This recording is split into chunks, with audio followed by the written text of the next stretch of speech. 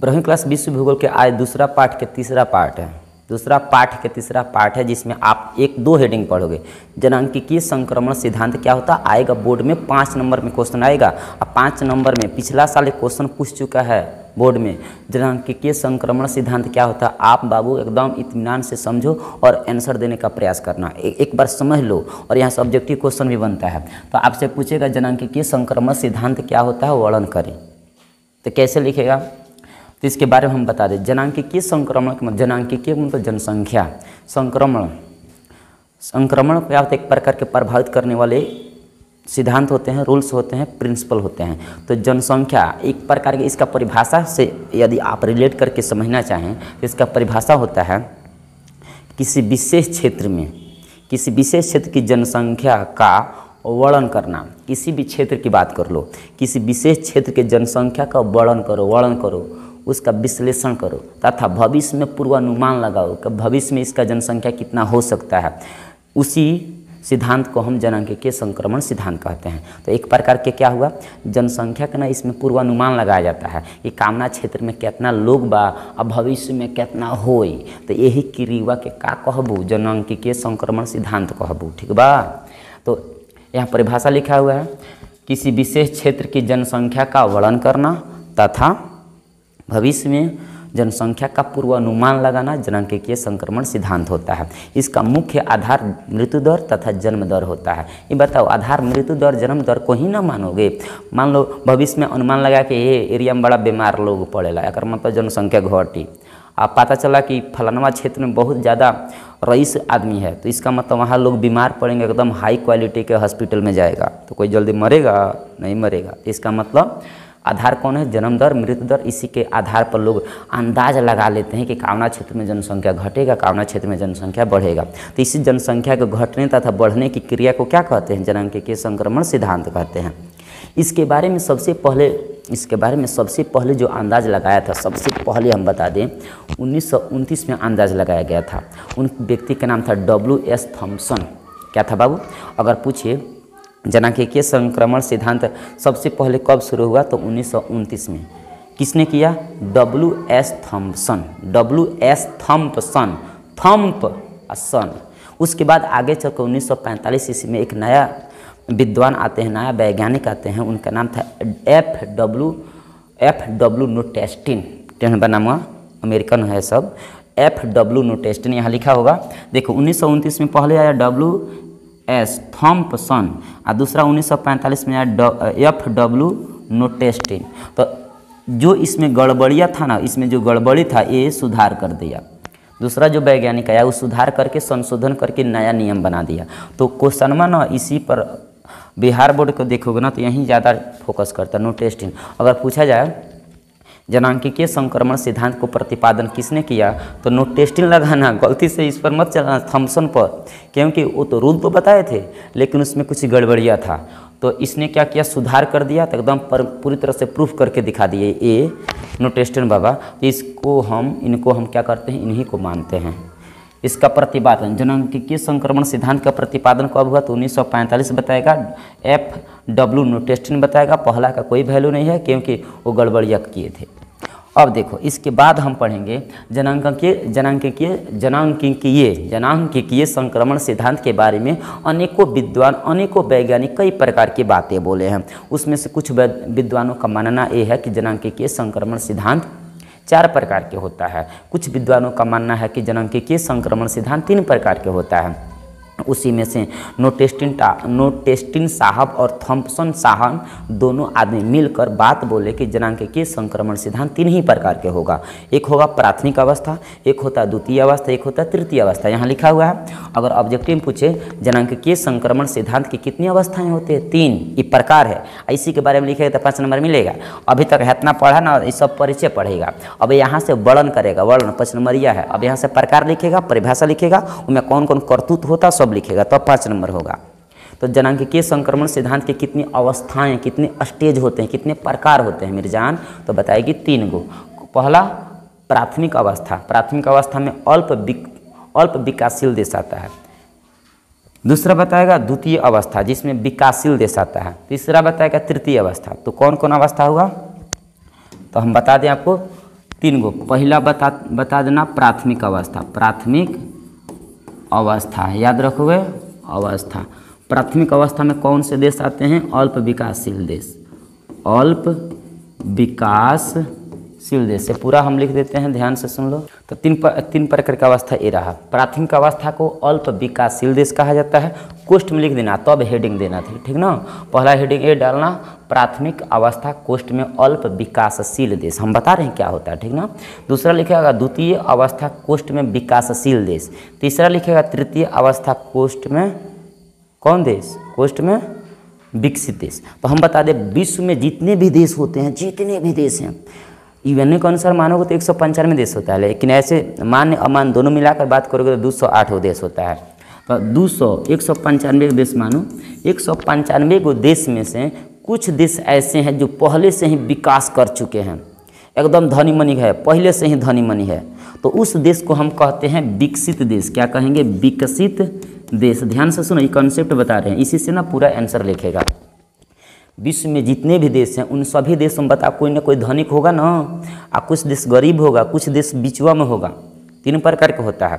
तो जो देश पहले से धनी मनी है, पहले ही विकास कर चुका है, अब उसे विकास करने की ज़रूरत नहीं है, तो उस प्रकार के देश को हम कहते हैं विकसित देश। इसी को विकसित देश को क्या कहेगा? तृतीय अवस्था कहेगा, ठीक ना।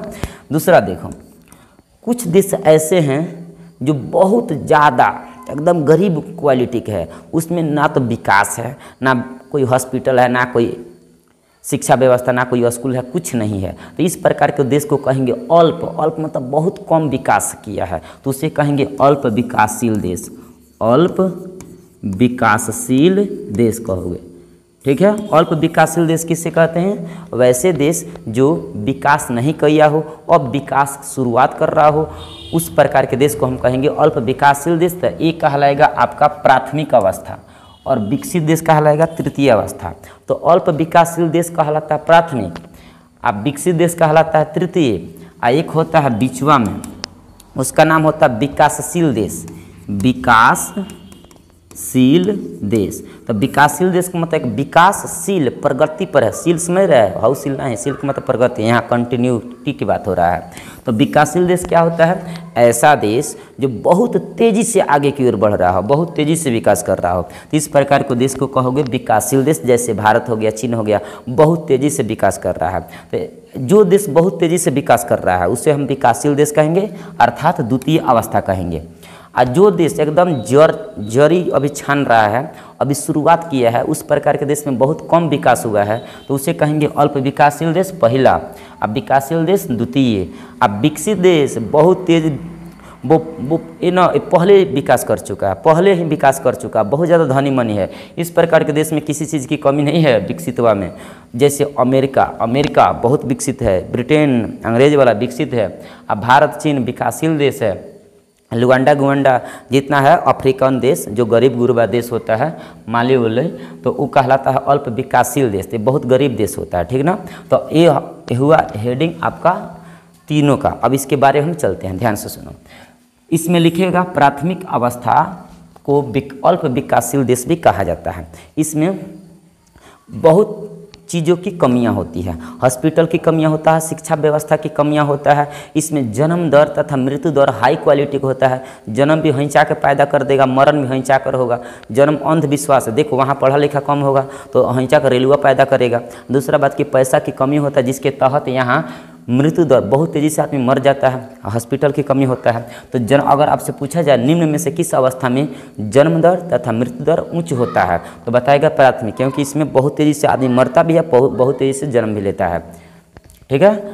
और सब चीज़ की कमी होता है। इसमें विज्ञान और तकनीकी का अवस्था बहुत निम्न होता है, इसमें टेक्नोलॉजी नहीं होता है, इस प्रकार के देश में कोई तकनीक नहीं होता है। जैसे अफ्रीकाई देश, अफ्रीका के जितने भी देश होते हैं 54 देश, वो सभी देश इसमें आ जाएंगे, तीन गो के छोड़ के। कौन कौन? दक्षिण अफ्रीका और मिस्र, इस सब देशों को छोड़कर हम कह देंगे अफ्रीकाई देश शब्द आ जाएगा, ठीक है। दूसरा हेडिंग डालेगा द्वितीय अवस्था। द्वितीय अवस्था को विकासशील देश कहा जाता है। इस प्रकार के देश में दूसरा हेडिंग, इस प्रकार के देश में बहुत तेज़ी से हर एक क्षेत्रों में विकास होता है। इसमें विज्ञान और प्रौद्योगिकी का उत्पत्ति मध्यम होता है, शिक्षा व्यवस्था तथा अस्पताल की स्तर एकदम उच्च ना ही तो उच्च होता है ना पूरी तरह से निम्न होता है, बल्कि मध्यम कैटेगरी का होता है। इसमें जितने भी काम होगा ना एकदम मध्यम में होगा, बीच बीच में एकदम तेज़ी से आगे की ओर बढ़ रहा होगा। जैसे भारत हो गया, चीन हो गया, श्रीलंका हो गया, नेपाल हो गया इत्यादि, ये सब के सब विकासशील देश में आता है। तीसरा हेडिंग डालना तृतीय अवस्था, इसे कहोगे विकसित देश इसे कहते हैं। इस प्रकार के देश में जन्म दर तथा मृत्यु दर निम्न होता है। जन्म भी बहुत कम लेता है और मरता भी बहुत कम है, क्योंकि टेक्नोलॉजी यहाँ फिट है, यहाँ पैसा की कमी नहीं है, हॉस्पिटल एकदम उच्च क्वालिटी है, डॉक्टर हाई लेवल का होता है, कोई भी चीर फाड़ कर देगा एकदम मिनटों में सेकंडों में ठीक कर देगा। इसका मतलब मरण भी बहुत कम होता है, लोग बहुत मरते हैं कम और बहुत जन्म लेते हैं कम। तो इस प्रकार की अवस्था में जन्म दर तथा मृत्यु दर बहुत कम होता है, इसमें उच्च होता है, इसमें मध्यम होता है। ठीक है, इस प्रकार के देश पहले ही विकसित कर चुका होता है, इसमें शिक्षा व्यवस्था, अस्पताल इत्यादि की कमियां महसूस नहीं होती है। तो ये हुआ आपका तृतीय अवस्था। लास्ट में निष्कर्ष निकाल देना। अतः निष्कर्षतः कहा जा सकता है कि उपर्युक्त अवस्था के कारण जनसांख्यिकीय संक्रमण सिद्धांतों का वर्णन किया जा सकता है। आंसर हो गया। अब दूसरा हेडिंग देखो, दूसरा हेडिंग हम बता दें आपको। दूसरा हेडिंग है जनसंख्या नियंत्रण के कौन कौन से उपाय हो सकते हैं। देखो, जनसंख्या बढ़ने के कई कारण है, जनसंख्या के उपाय कई कारण है। जनसंख्या बढ़ने के जो कारण है ना, उसका उल्टा कर देगा तो जनसंख्या नियंत्रण के कारण हो जाएगा। तो सबसे पहले हम बढ़ने के कारण बता रहे हैं, और उसका उल्टा कर देगा तो रोकने के कारण मिल जाएगा। ठीक ना, सुनो, बढ़ने के कारण ये है कि शिक्षा व्यवस्था की कमी, शिक्षा का अभाव, मतलब पढ़ा लिखा इंसान नहीं रहता है ना, तो शिक्षा, पढ़ा लिखा इंसान नहीं रहेगा तो इसका मतलब बहुत कम, पढ़ा लिखा नहीं रहेगा तो बहुत ज़्यादा बच्चा पैदा करेगा, इसका मतलब जनसंख्या बढ़ेगा।